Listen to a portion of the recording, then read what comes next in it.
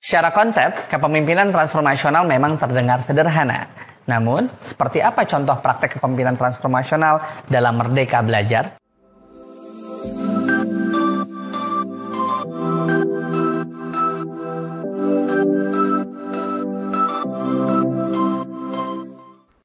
Halo Bapak Ibu, bertemu lagi dengan saya Ivan Ahda. Sebelumnya kita sudah membahas kepemimpinan transformasional dan perannya dalam mewujudkan kurikulum Merdeka. Kali ini kita akan membahas tentang praktik kepemimpinan kelas. Bapak Ibu, menurut Sylvia Tolesano dalam bukunya yang berjudul A Guide to Documenting Learning, terdapat 4 komponen yang perlu diperhatikan dalam praktik kepemimpinan kelas. Model, experience, share, and trust. Mari kita bahas satu persatu. Yang pertama model, atau memberikan teladan. Murid tidak belajar dari perkataan, tapi contoh. Jika Bapak Ibu ingin murid menjadi kreatif, metode pembelajaran Bapak Ibu pun harus bervariasi. Jika Bapak Ibu ingin murid belajar melalui kesalahan, jangan tutup-tutupi ketika ada murid yang kritis dan menunjukkan kekeliruan Bapak Ibu. Jika Bapak Ibu ingin mengajarkan berpikiran terbuka, jangan bersikap, pokoknya lakukan seperti yang saya bilang. Yang kedua adalah experience, yang berarti menciptakan pengalaman. Ajak siswa untuk merangkul situasi baru, seasing apapun itu. Bapak Ibu dapat menempatkan pada posisi murid dan berjalan berdampingan dengan mereka terlebih dahulu. Misalnya, dibanding meminta murid membacakan suatu cerita, Bapak Ibu dapat memperagakan dialog yang ada di dalamnya bersama murid.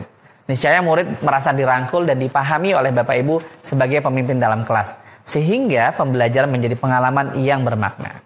Komponen ketiga, share atau membagikan ilmu. Seorang pemimpin mengapresiasi, memantau, dan berbagi ilmunya kepada rekan sejawat. Praktikkan hal yang sama dengan murid. Dorong mereka untuk berbagi. Pemimpin juga bertanggung jawab mendokumentasikan dan memperkuat satuan pendidikan. Oleh karena itu, Bapak Ibu juga perlu berbagi praktik baik di tingkat sekolah, daerah, nasional, bahkan internasional, misalnya melalui komunitas profesi. Komponen terakhir adalah trust, yaitu membangun kepercayaan. Pemimpin diikuti karena warganya yang mempercayainya. Dapatkan kepercayaan murid lewat berbagai kesempatan. Bapak dan Ibu bisa mulai dengan memberikan rasa percaya kepada mereka lebih dahulu. Ajak mereka menyusun kesepakatan kelas atau kontrak belajar bersama murid.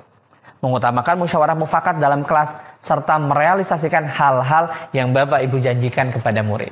Dengan berusaha menjadi pemimpin di kelas, Bapak dan Ibu akan berempati kepada sekolah Bapak Ibu sendiri.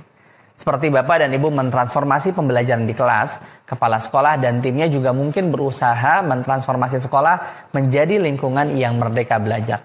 Dukunglah usaha mereka. Apa saja yang Bapak Ibu bisa dukung? Bapak Ibu dapat merujuk kepada program transformasi pembelajaran inovatif dari HP. Dengan ini, Bapak Ibu bisa memahami dan mendukung keputusan-keputusan tim pemimpin sekolah Anda dalam implementasi Merdeka Belajar. Keputusan-keputusan yang diambil tim pemimpin dalam implementasi kurikulum Merdeka seperti 1. Menentukan tujuan jangka pendek dan panjang. Yang kedua, perencanaan strategi sekolah. Yang ketiga, penyusunan rencana kerja dan pengelolaan sumber daya. Simpulannya Bapak Ibu ada 4 komponen yang perlu diperhatikan dalam mempraktekkan kepemimpinan kelas. Model, experience, share, and trust.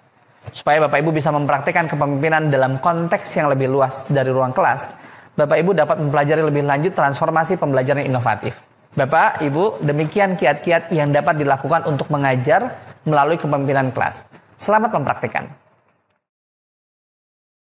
Selamat, Bapak Ibu Guru telah menyelesaikan modul ini. Ayo kerjakan aksi nyata dan unggah di Bukti Karya ya. Kita kolaborasi bersama.